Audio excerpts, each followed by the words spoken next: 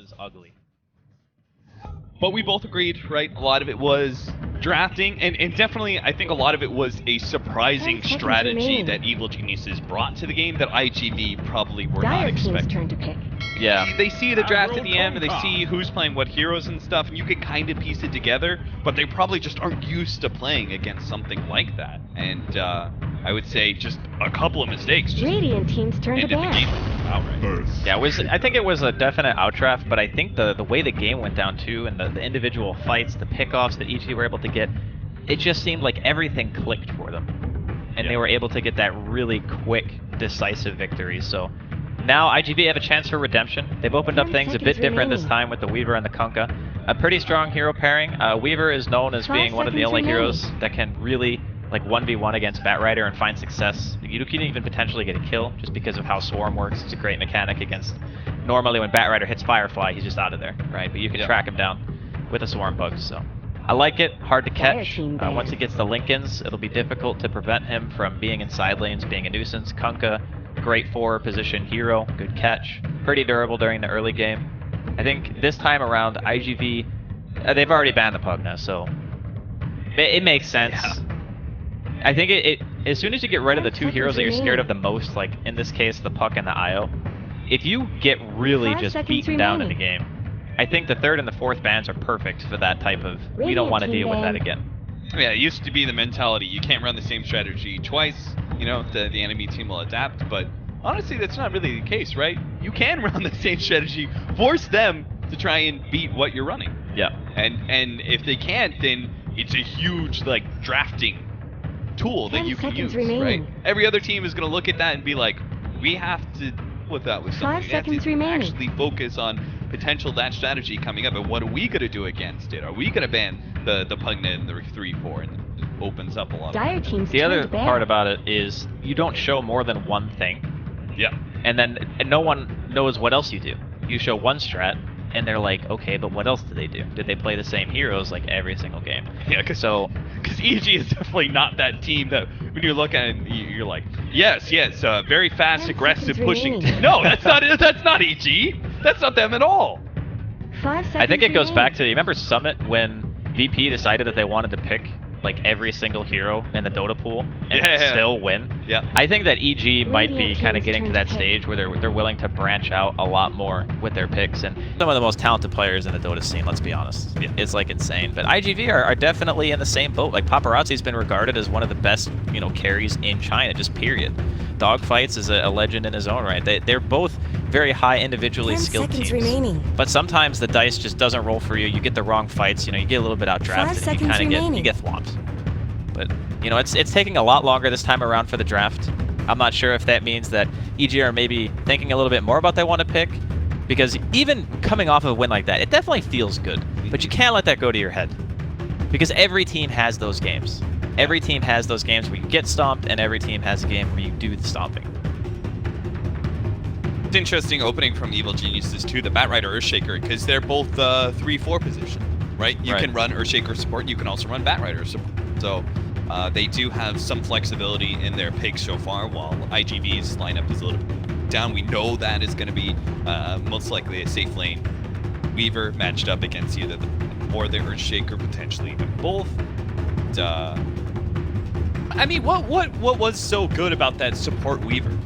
Where did it go, Draskell? Why did it leave us? I think the support Weaver is something that you pick against a Batrider, for example, because you see a team that has really good either pickoff potential or heavy burst, like so Lions or Linas and stuff like that, where you would get the Yules into LSA combo and try to blow them up. And then they would get time-lapsed, and they would be back at full, and then you would have nothing left. Remaining. So it's really good against those type of one-rounder heroes that throw all their spells out, and then they're 5 done. seconds remaining. Because then you can draw out the fight, hopefully save that one guy, and then you just run around the map with a lot of health, because Aghanims gives you a ton of HP. You can build stuff like Solar Crest, you can get Hurricane Pike, great utility items. The hero carries them well, and still adds decent amount of damage. By being alive, you get more Shikuchis, you get the Swarm out. The hero provides a lot from a support role. Yeah. I can't remember who started. Was it Solo who was doing that first?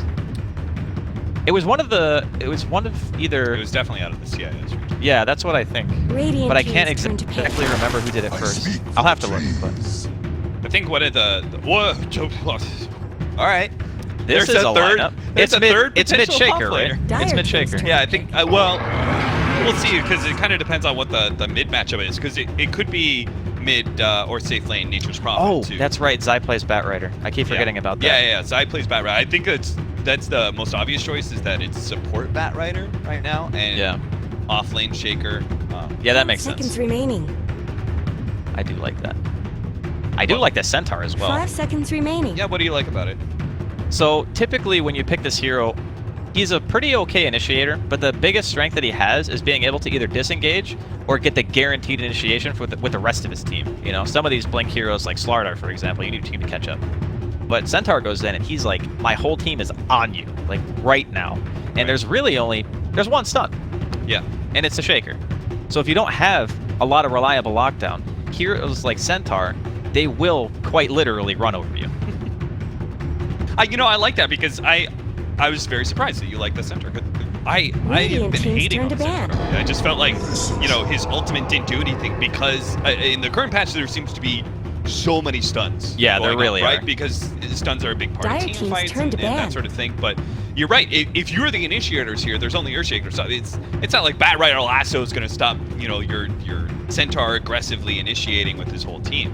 So it's just one source of stun so far. Now it's the Visage Birds as well, which are pretty okay in a hero that we actually were having a 10 seconds conversation about remaining. between our games. Yeah.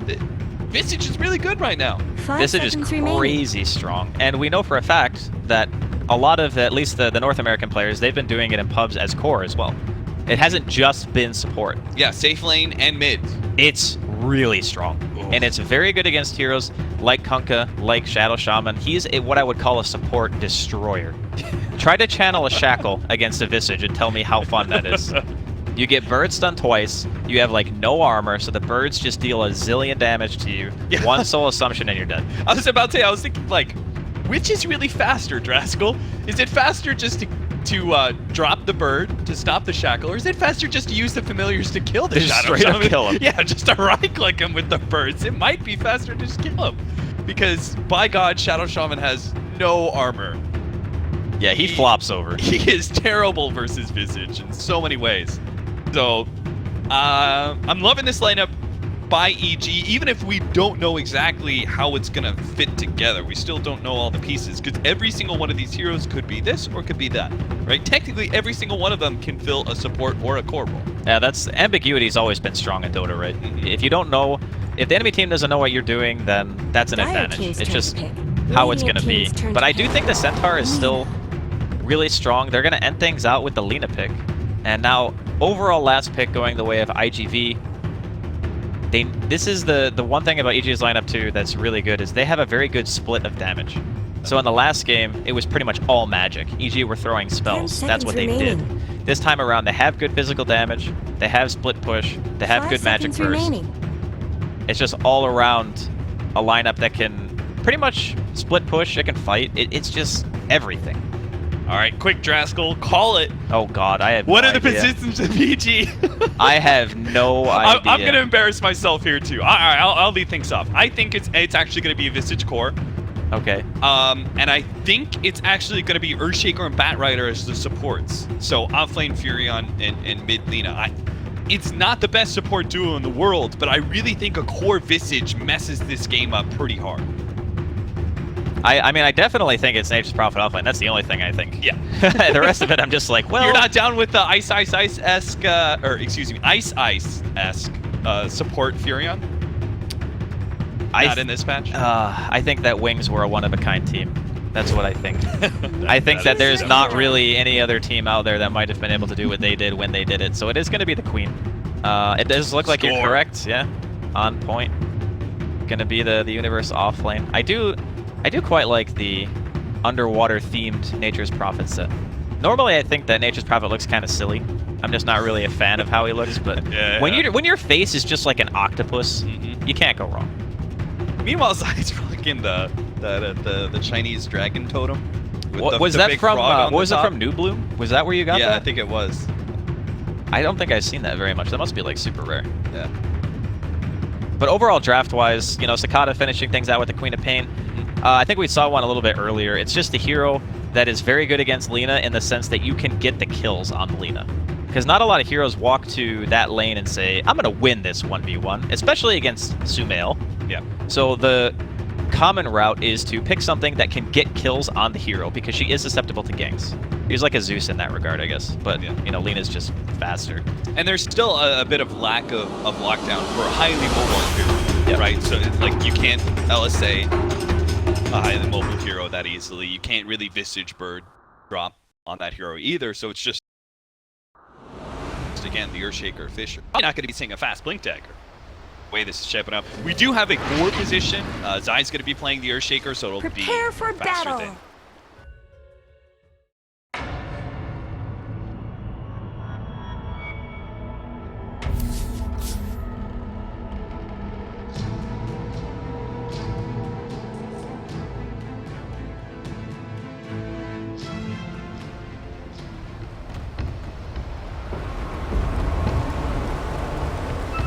They have a Centaur. Yeah, that and the fact that there's both Weaver and Queen of Pain and you're the only lockdown. Right, right. But that's what I mean, because if the Centaur is the one who you're really worried about in the team fights, like getting his spells off, he gets a Stampede. If you have a good counter initiation with the Blink Echo, that stops the momentum. Yeah. You know, you want some hero in the game that's just going to be like, stop running at us, please. Yeah. And there's no way, like, 30 seconds to battle. This matchup against the Weaver, there's no way. It's already hard enough for an off-lane, like, core Batrider to reach his timing where he gets Blink before the Link ends and he gets Force Staff after, you know, picked up, etc. There's no way a support Batrider really keeps that timing against Weaver. Yeah, I think it's probably just going to be like he's got Tranquils queued up, I assume, and then he's going to go into the probable drums. That's like the budget build. You just get stats, you run at them. It's still very effective, though. That's the great thing about that. Goodbye, sweet Prince. Got Sticky Napalm too, which I'm pretty sure you'd be totally useless if you went fire one. It also means no escape. So first blood goes to IGB. They start off with an aggro tri-lane of sorts. The two supports behind a killer. I really like it when teams do this. They put the two supports behind heroes like Centaur, Earthshaker, maybe Legion Commander, because honestly, it's why not? You know, these sort of heroes, they're fighting off-laners anyway. Why don't you just go aggro tri-lane into them? Especially since you know you have like a pretty decent 1v1. Yeah, I totally am on the same page. I think that the Universe versus Paparazzi 1v1 is most likely going to be the one that you really want to watch. I think that the mid matchup is going to be favored for EG regardless, because Lina's just that strong of a laner. Even with the level 1 Dragon Slave nerf, the hero just dominates most of the matchups. So I'm curious to see how well the Weaver is able to deal with these trees. This is the ultimate suffering of the 1v1 against Nature's Prophets when you can't buy a Stout Shield and you're not a melee hero. Yeah, Blitz was teaching me about this matchup. Did a little 1v1. Boy, it's just so hard, right? The Lina just pushes out the wave over and over again, and you're just Queen of Pain, not really getting any space to a lot of times just because Lina just Megan stays on. Yeah, you need a gank. You need someone to rotate to your lane, help you out a little bit. That's what Dogfights is trying to do, but Zai's here as well. Universe doing a really good job putting the pressure onto Paparazzi in these first couple of levels. It's not going to be till level 5 where Weaver feels a lot more comfortable against Universe with the very low cooldown of Shikuchi. So in the meantime, Universe is just throwing trees at him and trying to get all of that extra region that he wanted in. He did go double tangos, knowing this is going to be a very harassment-focused matchup. He's just trying to chip away at all that. I think that this is going to be the hardest part of the game for IGV. It's just like straight up laning. Like sure, the top lane, they started out with that tri-lane. It's already been dismantled. So Angelai is up here all on his own against the Visage. Looks like middle as well. Zai could be going down here.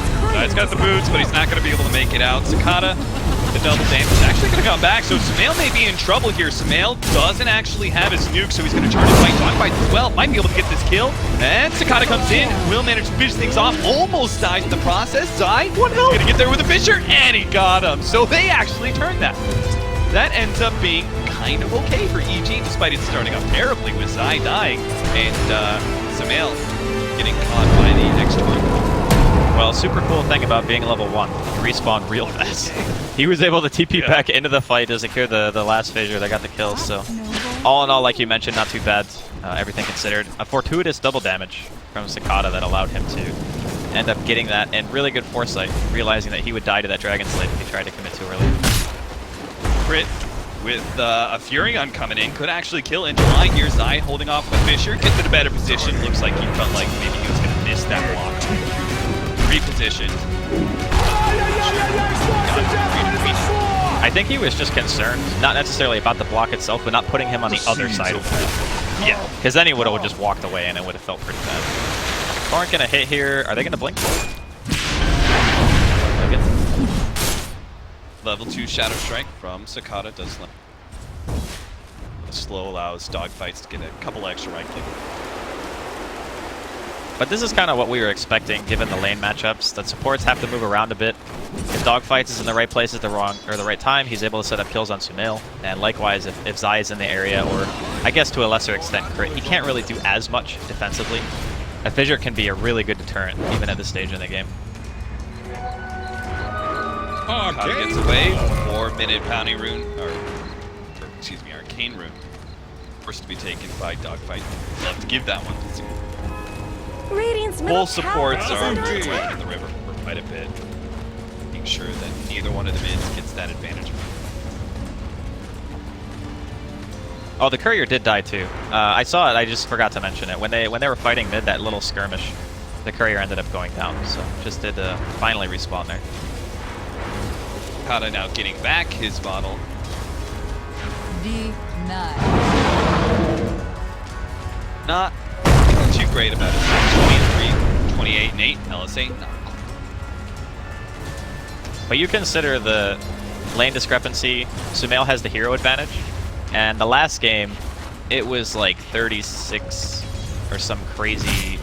Oh no, wait, that was the other series. I'm sorry. I'm remembering a different game. Sometimes Dota runs together for me. But last game, he did actually have double in the mid player CS. Yeah. Dragon Knight in person. Like the matchup. Here we go. Blink on mid. A lot of damage on Sumail with the pullback here. Should be pretty easy. All Sumail can do is try and get a kill himself, and he does manage to get it barely. Super.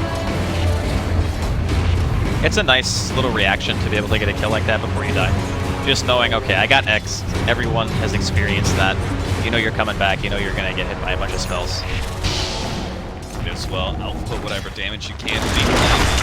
Better if you can actually get a kill. Paparazzi fared a bit better against Universe. Had the help of his Shadow Shaman in lane for a little bit. It's now level 6, so there should be no problems for him in the foreseeable future unless Sumail makes a surprise rotation over. Be a pretty free game for Paparazzi. They don't have the greatest amount of catch either. Like you were talking earlier about how the Batrider is not going to have the earliest blink. That could definitely be a problem. You know, considering if Paparazzi just gets his free farm, he's able to get to his Lincolns. It could be problematic. And it's not like Earthshaker, like he enjoys the aspect. It's like playing against Puck, right? You enjoy the aspect that it's a squishy hero that if you get on top of, you know, you're just going to be able to blow him up with your combination. But it's also kind of annoying to play against, right? Weaver has the bugs to be able to throw forward in team fights. If you get latched by that, your blink ends up getting a cooldown, then you're just full initiation and screwed out. So that is the one hero that they had that's supposed to be good versus the Weaver, and it's still going to be a little bit annoying for him to play out this match. They're going to be able to get the X-Torrent onto Sumail here. Double Light Strike Array stun comes out, and the Laguna Blade to be able to finish off Cicada. Not quite. It moves forward. The Fissure actually doesn't land onto it. Meanwhile, Super does manage to catch Universe, who teleported in. Looks like he's going to be run down by Paparazzi. Universe going to have to pull out a tricky play here with the Sprout if he hopes to be able to survive.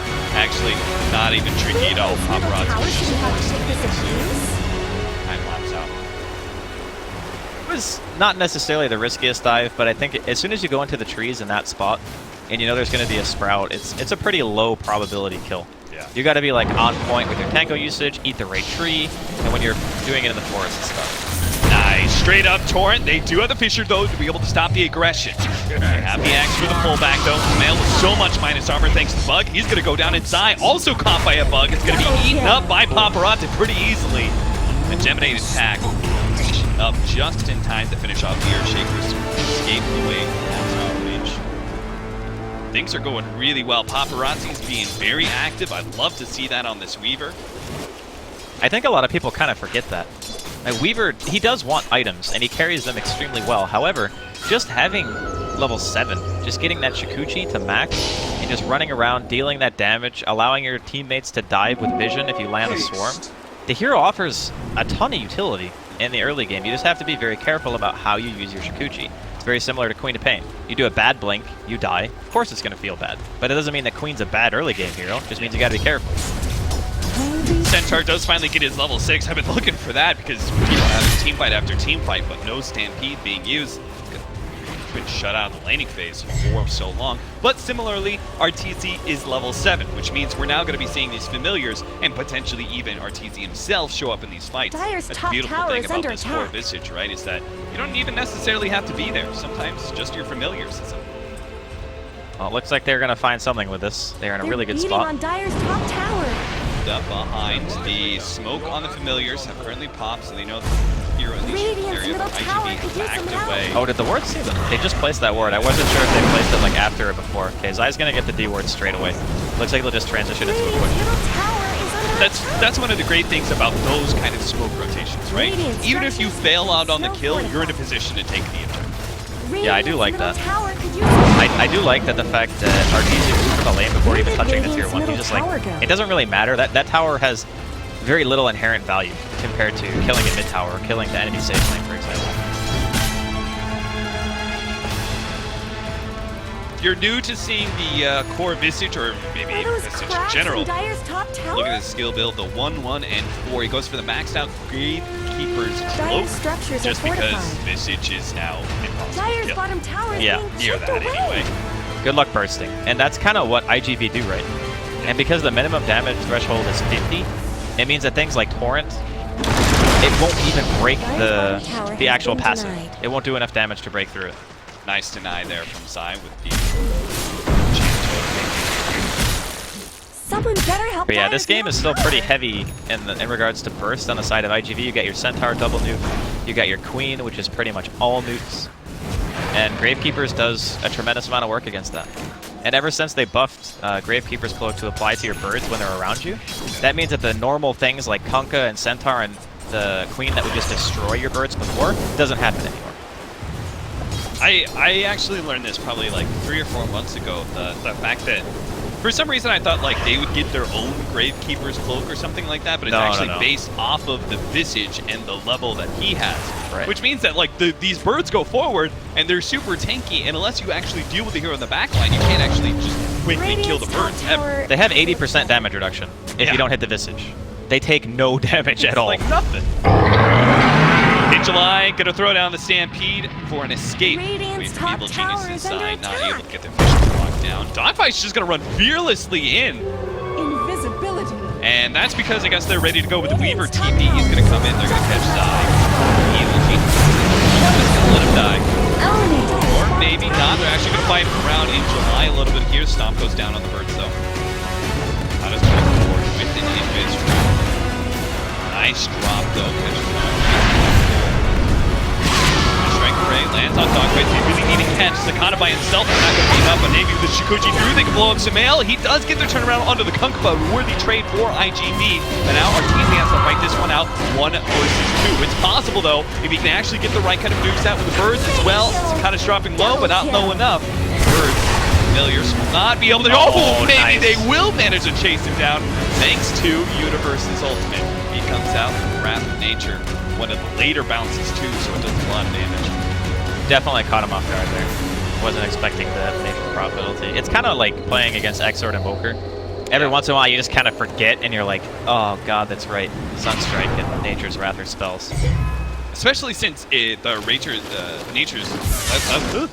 Prophet does so much damage with that ultimate because of the later bounces. Yeah. Because they changed that, right? It does less damage on the first couple of bounces now, but it does a lot more damage on those last few bounces. Yeah, it hits like a truck. I think like the last few bounces at level 1 and 2 are pretty much like getting Laguna Radiant's Blade. middle tower shouldn't have to take this abuse. It's really, really high damage. Anywhere in that forward. They're beating on Dire's top tower. Still though, both teams just going at it. Like, there's been a lot of smoke gangs so far. We're going to see another one coming up from ITV here. Just vying for that mid-game control. This time around, Super's going to have the mass circle so they can find something to transition into a tower. Stampede used once again. 2 cores show in the top lane there from Evil Geniuses. IGV wrap on the bottom lane, not able to catch the Batrider or the time. Or maybe they will? Right. No way he sees it. This game looking a lot closer than the first. This is kind of, I think, the series that we expected to see. You know, IGV, they've got a lot of really talented players. They're a great team. Just got a little bit abused in the first game. This time around, they're the ones making the moves. Certainly are. The tier 1 tower at the top lane going to be taken down by RTZ. The rockin' Hoda Defiance Medallion of Courage is going to be going for the Aghanim Scepter. Beautiful thing about Visage, you really don't need a whole lot of damage on yourself at all. You just need the survivability because, again, your presence among familiars is what does damage. Just get Soul Assumption nukes and familiar damage in, and that's good. Yeah, just wait until you get that Soul Assumption double nuke as well. Yeah. Oh, that is just an insane amount of damage output. Under attack. Then you get... Let's talk to somebody about this theory crafting. The Keeper of the Light Chakra Magic on Visage. Oh, Lord. Double? It's like, what, quad Soul Assumption? Yeah, quad Soul Assumption. To be honest, you probably could get away with it now that he's played as a core. Yeah, maybe. But I think it requires a crush damage, so it's not instant. Sumail gonna be hit by the bow. Strayed a bit too far, and he's gonna be caught by ITV. We're playing all out aggression now. They're gonna be able to get Zai. He does get off the X-Clamp. Whatever damage he can, it's not quite enough to finish off Sakata with the help of RTZ. Now, the Torrent coming in, pops on to RTZ, does manage to stop the TP in. Sakata throws out that ultimate, but it's still not enough. RTZ's looking okay, maybe. Paparazzi looking to finish him off, stands his ground, and brings him down. Meanwhile, on the side, Angel Lion, Sakata managed to pick up more. Universe is gonna be chased down as well. Last surviving member. Squad gets away 14-8 at 15 minutes in. It is kills. IGV are holding a very small lead. So I actually have a question for you because I know you played quite a bit of Shaker. Yeah. How do you feel about the 3-1-1 build? I think I think maxing out Fisher is better for support. Yeah. As offlane, you obviously go 1-1-4, right? Yeah. I think you go 1-1-4 into 1-4. The only reason I ask is because I personally feel like 1-1-4 is usually the more stable build, and when once you get Echo, you just feel that much more powerful. Because look at what happened in that fight. Yeah. Zai couldn't get all his spells off because he didn't have max Aftershock. And if he hit that 2-man Echo into an enchant, he would have had enough time for his Fissure to come up. I think in some ways it's a little bit about the setup as well. Crit's going to be caught here. IGV, they're just running around as a 3 or 4 or even 5-man crew and running into EG members who are not grouped up and getting free pick-ons that are even turning into some nasty team fights like it did on the Shrine and like it does on this Shrine as well. Sumail's going to get caught as well. That's 3 down from EG. It starts with 1 and IG just swarm in and manage to catch the surrounding members of Evil Geniuses. Now this Centaur ulti is doing a tremendous amount of work. Like, you don't get fights like that without a Stampede. Yeah. Like, you get the one hero, which is obviously fine. You know, you find crit, feels pretty good about it, but the Stampede allows you to kill the Shaker and the Lina. That is so much more value. In a way, it's kind of like having... It's like a reverse disruptor. Instead of bringing a hero back, you bring your whole team to the other heroes. Yeah. And that's kind of perfect, right? When you think about how the way Furion and Visage and in some ways Lina are going to be playing as cores. They're usually playing pretty independently of their team. They like to be able to split push or go hunting in the case of Lina, try and get up those 3 kills. They even save their wards here. Hold on to it. Yeah, they can go for more. Dire's middle tower isn't going to last push towards bottom lane. I really like that they're transitioning instead of trying to push mid. Pushing mid is hard. They have a blink too. They're going to be able to get crit. So, with 1 down plus having the wards, that's got to be a tier 2 out. Yeah, I think so. Question is, did they even drop him here? Do you think they go for the quick one? Yeah, they're just going to throw him down. I was going to say, it might be that EG don't feel like they want to try to defend because they don't have the blink yet on the Shaker or the Bat. And they might be able to get away with being like crazy greedy and just using wards for like safe rotation. You actually saw the Kunkka TP up to the Shrine because there have been heroes off map they don't have any vision in the enemy jungle. So Heroes have been off map long enough. They want to check into Roshan. That is one of the things that Visage gives you. A lot of Rosh taking potential with Minor. They weren't actually doing it, so that is indeed a tier 2 for free. IGV. I mean, at this, it seems like everything that they're doing is kind of right. I think they just keep on playing for the kind of 3 or 4 man crew and just push into objectives. It's pretty clear to me that Evil Geniuses are not ready to fight yet. Yeah, I think we were kind of having bigger expectations of the safe lane Visage and what it was going to be able to accomplish. Yeah. But this time around, it's a lot harder for EG to kind of run that semi, protect one that we saw as bottom lane. We're going to see Zai drop again. Stampede to disengage this time. Just Angelai and Super are enough to get that kill. I mean, they desperately need supports that initiate for them, right? We talked about the lack of lockdown and stuff, and this was kind of the small hesitance that I had about the core Visage, that you're going to have a very awkward support that won't give you much at 15 minutes. What does a Bat Rider and Earthshaker do without their Blink Daggers at 15? They're beating on But on the flip side, you could also say that once that timing hits, you just have to hope that it's enough, right? True. Like you have to hope, okay, we got the double blink. They're going to get him at roughly the same time. I think Zai will get his first. And then Crit, you know, he's only, what, 600-ish away right now. That's not a ton of gold, and at this point, IGV have accrued around a 4K net worth lead, which is by no means insurmountable. It just feels like IGV, more than the gold advantage, they have the map advantage. Like, they are the ones feeling comfortable and pushing these side lanes, being in the aggressive positions, taking all the farm, being more efficient. And they're about to pick up the Lincolns on the Weaver, which means... there's already one on the Queen, too. Sakata's got one as well. So those two cores don't have to worry about the Bat Rider hardly at all. I guess Wrath of Nature. Do you want to play? Yeah, that? you could do that. Yeah, you could definitely do that. Set up smoke for smoke. We've got IGV trying to set up, hitting some aggressive wards to lay down for a push at top lane. While Evil Geniuses a little bit more defensive on their side. We're hoping to show their fresh Blink Dagger on the Earthshaker and catch IGV's eyes. But both their smokes kind of get ruined. Dyer's top tower I think is it's under still... attack. I would probably still give IGV the advantage just because they were the ones who got the effective vision down beforehand. Here we go.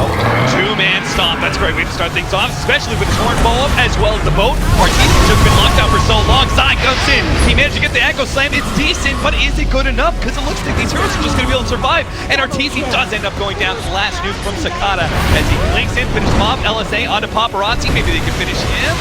Oh, Fisher, it's just not enough lockdown. It's not looking like it. Zai tries to come in, finish him off, but he has the turnaround from IGV. Now they're going to punch even more with some mail dying. Universe is going to drop, and that's a team wipe, ladies and gentlemen. IGV 24-8. Looking like they want to put an end to this game too. Not quite as fast as Evil Geniuses did in game 1. And then they want to match some of this pace in the Super. They got the words still, man. It is crazy to me that Super can be in that team fight and say to himself, I don't need the words. Yeah, I don't need the words.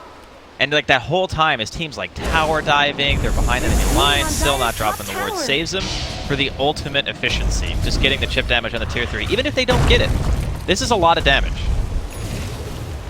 A lot of damage that EG cannot afford. He's protecting the wards with his own body. Like he's just saying, I'm going to wait for the creep wave, then I'll de-aggro the tower. I don't want the wards to get hit. They finally pop the glyph. They're going to start attacking the wards with Arteezy, but it's going to be close. If they lose to tier 3, remember you're talking about like how they just feel better about the map and the control they have? It's going to get worse. It's going to get so much worse if these shrines actually get taken away. Oh, 10 HP. No one Yeah, it actually feels so bad, though, to have your tier 3 tower at that low health. Yeah. Because you know IGV just want to come back. Yeah, and they've got the mobile heroes to be able to do it, too. They don't care about backdoor protection because it's literally just one shot. One shot from the Weaver or the Queen of Pain will finish off that tier 3, so... It's another one of those fights, too, where I want to say Zai hit like a 4-man Echo? Yeah, 3-man. 3 or 4-man, yeah. It was a really nice one, and unfortunately still only 2 Aftershock. Yeah. I think you want 3 for it to feel really comfortable. Yeah, that's when you get the cheats. Yeah, that's...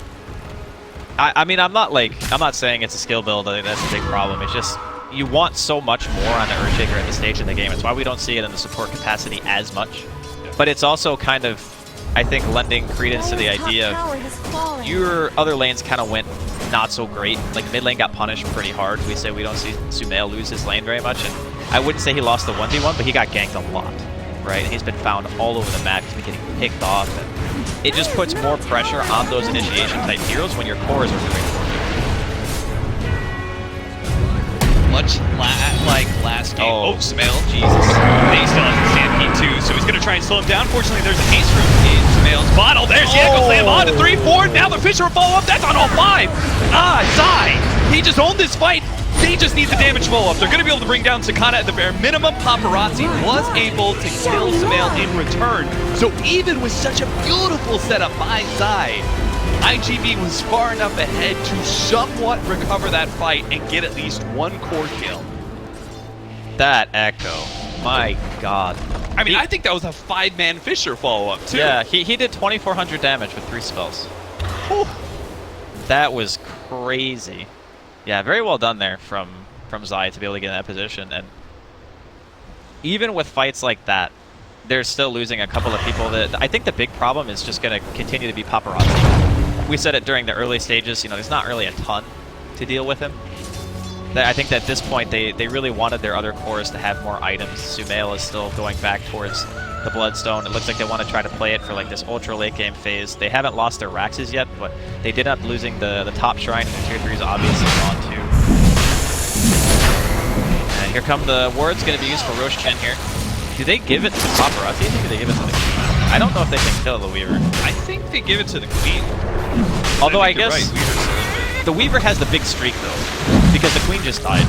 So if they get like if EG high ground defense, then maybe Weaver's better for hitting the tier 3 too. Yeah, Weaver has the streak. I think that's probably the biggest. Because he probably gives away like 1,000 gold if he dies. It's a lot of money. 26 to 11. Upwards of 10k, maybe 11k experience lead. IGV right now. Dire's middle tower isn't just going to had last an long. okay team fight that brought a little back.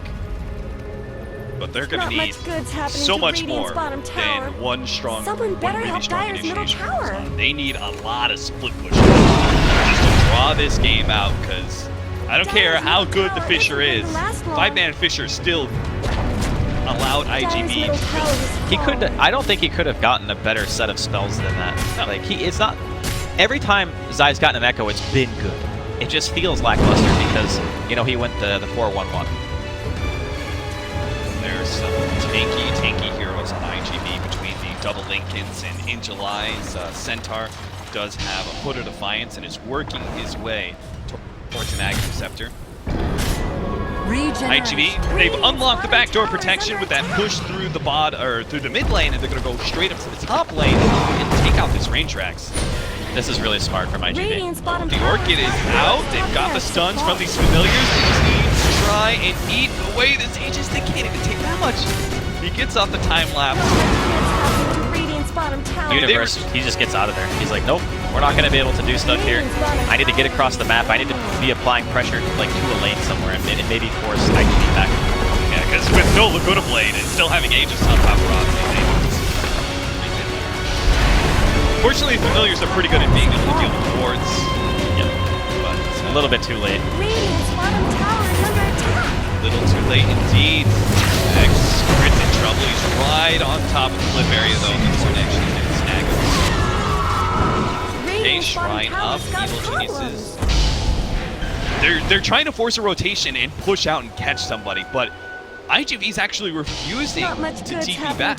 They're not going to let EG have that opportunity for a 4 versus 5 fight or something. Those things aren't cheap, They're just saying, all right, the tier 3 is going to tank a lot of damage. That's okay, though. There's no gold going back to EG if the tower doesn't die.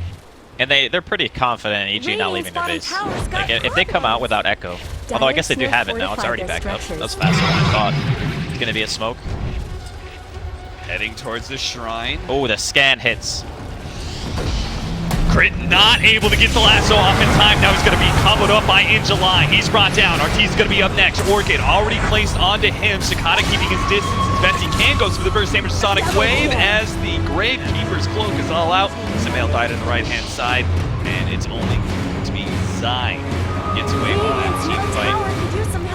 And Universe is always trying to put some pressure on the other side of the map, but he's trying to push through super creeps. That's just not going to be fast enough. It looks like IGV should be able just to go high once again. Don't have a creep wave. Not so safe harbor. Yeah, Zai was cutting. He fissure blocked the mid lane. Yeah. So he's going to buy a little bit of time for his team at the very least. Top was pushed out by Universe, so it's kind of like a combination play. One person blocks one lane, Universe pushes another. He's already back bottom. Dire's middle tower is He will have TP in about 3 seconds. They need the whole team to defend this, though. I think that fissure play might have bought them enough time for sumail to actually revive. His backdoor is still going to be up for another couple seconds. Okay, there we go. Now it's down. With the wards out. Radiant's bottom tower is under attack. He's going to resummon his familiars. It sucks. He's not going to have that second round of familiars, which is where Visage is really threatening in team fights. He can just refresh it out. They're missing a lot of power because of it. The other thing is, if you don't kill the wards, it's super hard, right? Universe is actually getting chip damage on the melee in the bottom lane. These trees still do a pretty good amount of damage. They are going to end up TPing back. So Zai delays the game. He gets his team a little bit of recovery time so they can respawn, and eventually they can push out IGV. But again, they lose another tier 3. This time it's a trade, though. Obviously, the EG taking the tier 3 means a little bit more since they can now hit shrines. So I'm not sure when they're ever going to. Maybe the familiars can do a flyby somewhere and chip away at a shrine, but it just seems like they're never really going to be, as a team, forcing their way onto the Radiant side. That is actually, I'm glad you brought that up, the whole idea of doing the bird flyby. Bottom's exposed, right? So if they ever get a creep wave to the base, they could fit. Oh, nice blink from Zai. Still probably dead, though. Still caught by the X, hit by the torrents. Killing spree. He's only dead for 30. But this is a stage in the game, I think, where if he... Oh, God, is he just dead to the birds? Oh, my God, he might just be dead to the birds. Birds drop 1, 2, 3. Not quite enough. RTZ. Ends up dying. Familiars are going to have to go on without their owner. Worth it. 100 gold. I'm in your debt. Certainly, especially now with IGV. Even if RTZ does buy back here, have another set of birds for 20 seconds. Drops it first just in time. Injuly actually blinks into a bit of a death trap here. Crit finds initiation on dogfight. But an Orchid, oh, there goes the ultimate from Zai, locking down 2 with a Fissure onto 3, but it's still not enough. With Orchid on sumail, they had no real follow-up magic damage. Crit moves forward, trying to keep on top of these heroes while RTZ's familiars are tearing apart these heroes. He resummons, goes through some kind of, but the blink is back up, and RTZ has to deal with Paparazzi, who gets an Orchid, but not before the Shikuchi. So he's able to run himself a decent distance away from the familiars. Does get locked down, but there's no damage. They don't even see him. Universe, he goes to the Sprout, TP out, but Angeline there to be able to hit the stuns. And with the familiars without an owner, they are savage. That damage. EG call it. 1-1 is the end result. I'm pretty happy with the way the series went, to be honest, because I think it was, after watching the first game, it would have been unfortunate if IGV didn't get to show what they were capable of. Yes. You know what I mean? A lot of people tuning in, you know, maybe it's your first time watching Dota and you watch the first game and EG just kind of steamroll. You go, wow, that other team must not be very good. But that's not true. That's not true at all. No, it's not. There's like, this year especially at TI7, there are the most amount of teams who could place top 3, I think, in any TI ever. I agree. So, Completely agreed. If you watch a game and you see it's one-sided, make sure that you keep in mind, Dota, it has so many variables that sometimes you just get, you kind of overlook the big picture, right? You can't see the forest through the trees. You get caught up in a mindset and it kind of throws you off. So I'm glad that IGV managed to tie it up. It was really cool draft to watch. I love the Centaur. Don't see that hero very often, like you were mentioning. Very stun heavy meta, so we don't get to see him a whole lot, but they knew exactly what they needed to do. They shut down sumail in mid, killed him a bunch. Injuly might not have had the best lane, but he got the items he needed. He was always at the fight. Stampede proved to be an invaluable tool for IGV to take this victory. All right, well, we are going to be taking a bit of a break, but Draskell and I are going to be staying on. EG versus IGV is over. Next up is LFY versus Hellraisers.